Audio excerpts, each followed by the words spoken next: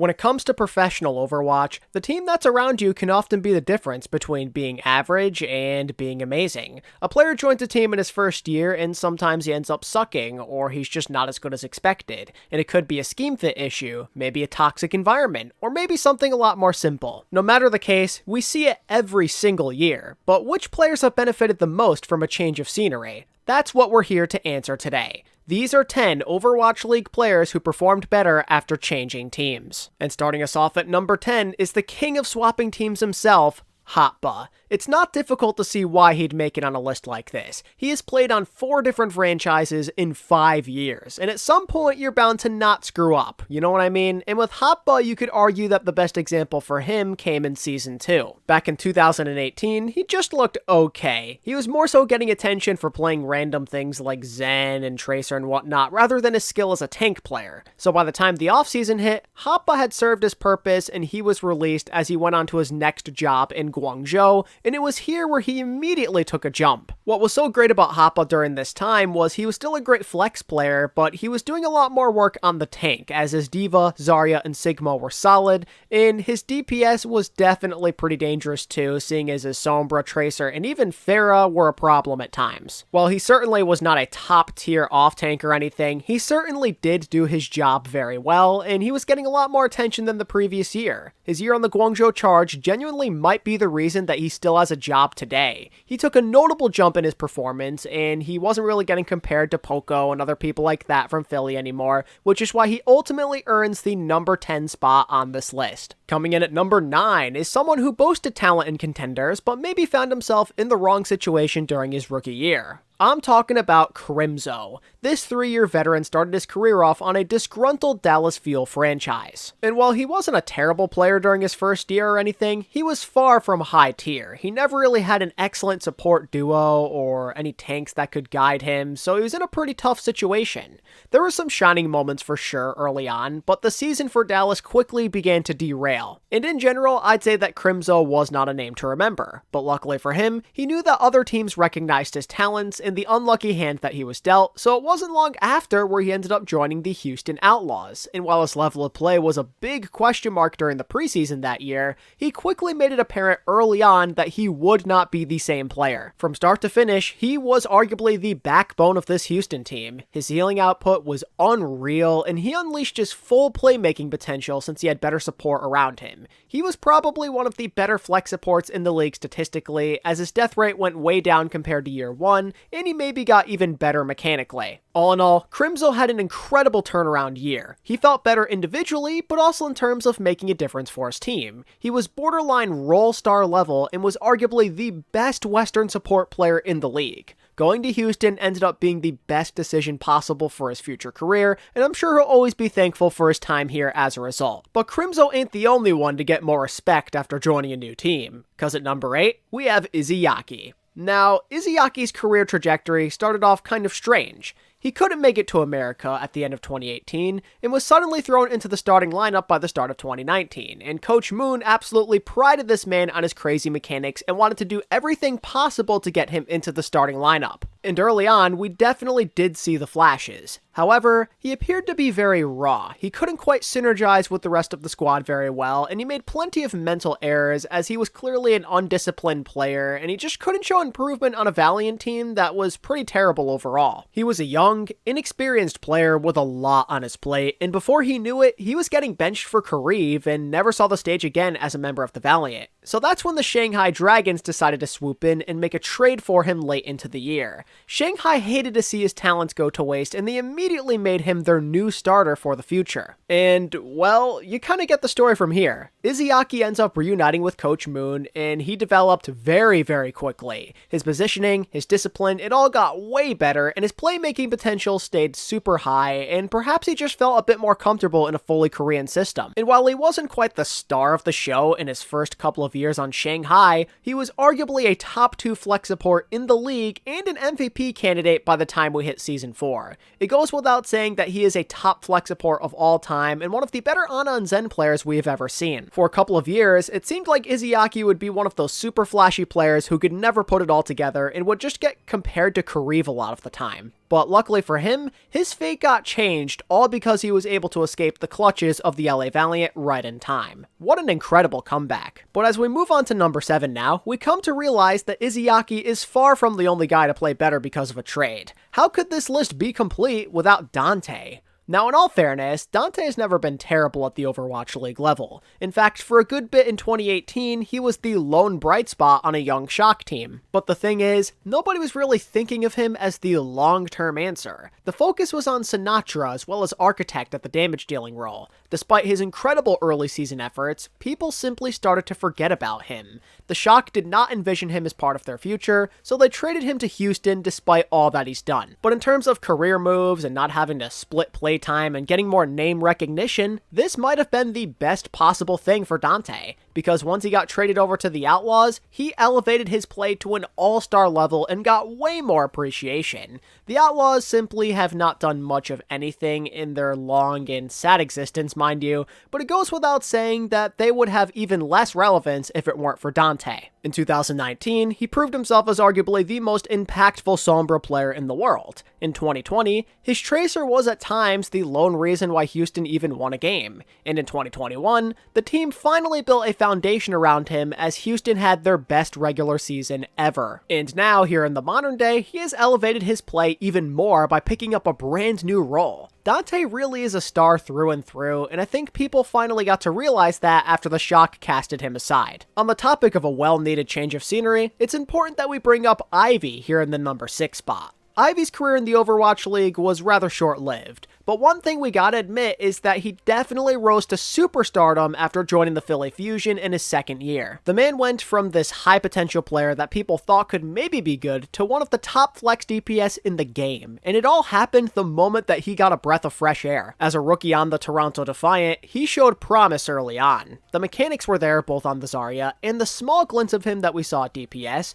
but he slowly faded to irrelevance as the team around him completely exploded. But that's the thing, right? Like many people on this list, all Ivy really needed was better support, and that's exactly what he got on Philly. Alarm and Funny Astro for heals, and Fury for peels. It was everything he ever could have dreamt of. He didn't have to play so scared anymore. He could play with all the confidence in the world and show off his true abilities. He wasn't everything the team ever needed for sure, but the things that he did play were almost always top tier. His Mei was pivotal for Philly during the early season rush meta, and I'd say the Hanzo and Reaper were nasty during the playoff push. Ivy was the perfect secondary playmaker. It put his rookie year to absolute shame. I mean, he was a completely different beast. He went from this guy who could have been to a bona fide star. But that's not the case with everybody on this list. Some guys are already good to begin with, but just need that extra push. And I can't think of a better example than Birdring. This man always had the talent as a member of the London Spitfire, but he could never seem to escape Prophet's shadow no matter how hard he tried. Despite being a champion, he didn't always get the credit that he deserved since there were already so many other great players on that London team. And then came Season 2, where he caught a decent bit of slander for being pretty bad at GOATs and getting benched during the playoffs. And it was at this point that some of us maybe assumed that his career was coming to a close. But then the Gladiators took a chance on him and got way more than what they bargained for.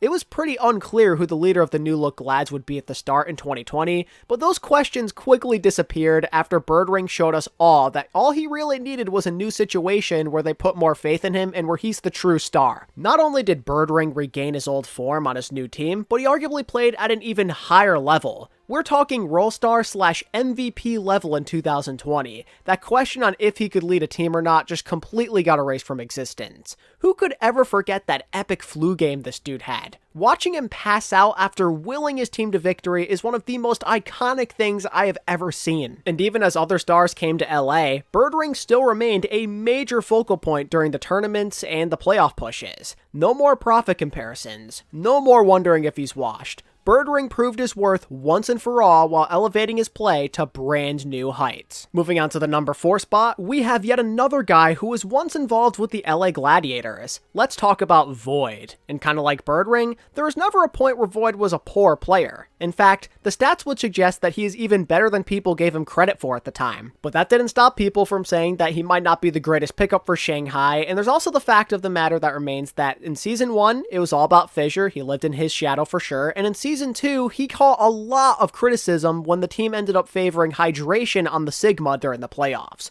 Void was always a solid player, but just never a top-level off-tank for most people. He did not have the resume or the success. But that all changed in 2020 when the Shanghai Dragons offered him a contract. And this one move, this one thing that happened in his career ended up pushing him to places once thought unattainable. What Void has done since joining the Shanghai Dragons can only be described as ridiculous. Literally, in his first year on the team, he was putting up historic numbers for a tank, and he made the MVP ballot. And just a year later, he was a main contributor towards a league championship. These are things that he never even sniffed during his time on the Glads. Nobody was giving him credit. That's what switching teams can do for a guy with this much talent. The last 3 years have put him into the conversation for greatest off-tank in Overwatch League history. By making the decision to start over again, he went from respectable to an all-time great. But now we're entering the top 3, and these names make up some of the craziest careers in League history. Beginning at number 3, we have Decay. Now, his transformation from his rookie season to his sophomore year was truly something. As a rookie on the LA Gladiators, he had unreal expectations. There was a massive bidding war for him with the hope that he would be one of the greatest players in the world. And while we saw flashes of it during his first year, he never really felt like that guy. And apparently, the Glads were not satisfied with that, which resulted in him being traded to the Dallas Fuel during the 2020 offseason. And on paper, this was a little scary. Up until this point in time, Dallas were a career graveyard. It almost felt like Decay's career was going to unravel before it even started. But apparently, relocation was exactly what he needed. Maybe it had to do with having less stars around him, or the coaching style, or focusing on him as the main playmaker, but he was a different man. There was more trust in him to do his thing, and I think Decay responded pretty well to that. Dallas put all of their resources into him, and he went absolutely ham. Decay was literally this entire team at times. Dallas quite literally lived and died by him. Whether it was winning whole games or individual maps, it all started and finished with Decay. His explosiveness on Tracer and the general hit scan role turned him into one of the premier damage dealers of the Overwatch League. He had finally claimed what he had set out to be at the beginning of his career, one of the best players in the entire world. One of the young stars to keep the fire of professional Overwatch at its peak. He rose to superstar status during this time and became every bit of the player that he was supposed to be. But Decay is a double whammy, so to speak, as he played better for a second time that same year after joining the Washington Justice when he forced his way out of Dallas. He joined an entirely new system in the same season and became the focal point of that team as well. And when it was all said and done, he was the main reason why this team made one of the greatest playoff pushes we have ever seen. And it's worth mentioning, just like with Dallas, this Justice team was absolutely awful beforehand. He was single-handedly responsible for the success of 2 franchises in the same year. His potential had fully been realized, and it's all because the Glads were not happy with his rookie year.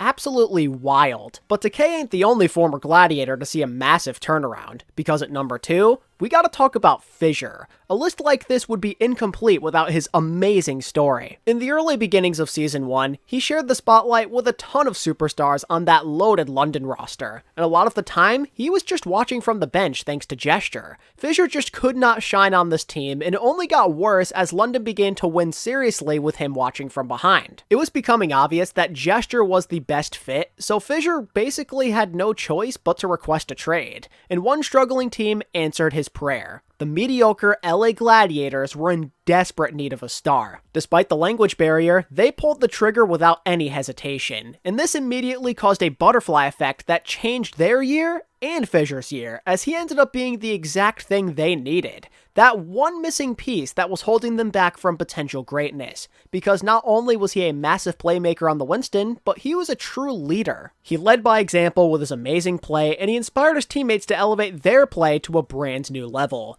Fissure became a franchise-altering player, as for most of Season 1, he was arguably the best main tank in the world. He was the guy that everyone was talking about as he was blowing his competition out of the water. I mean, we're talking some of the best players in the world, and he was dominating them. Fissure rose above and beyond with heroic moment after heroic moment. It was insane how much he managed to carry at the main tank position. To this day, we've still seen very little like it, and when it's all said and done, he never lost a single game to the London Spitfire, showing exactly why switching teams was the best thing to ever happen to him. During this moment in time, everything was going right for Fissure. He was starting to play better, he was getting more name recognition, he was winning, and on top of all of that, he was able to gloat in front of the Spitfire, showing that maybe they did make a mistake after all. Stages 2 through 4 all saw a positive record for the Gladiators, as they posted one of the best records in Overwatch during this span, from a 40% win rate without him to over 70 after he joined. Now that is what we call value and a mutually beneficial move for both sides. Fissure showed the world exactly what he could do when given a proper chance. What a freaking legend. And speaking of legends and people that he is kind of associated with, now is the moment you've all been waiting for. Taking the definitive #1 spot in this video is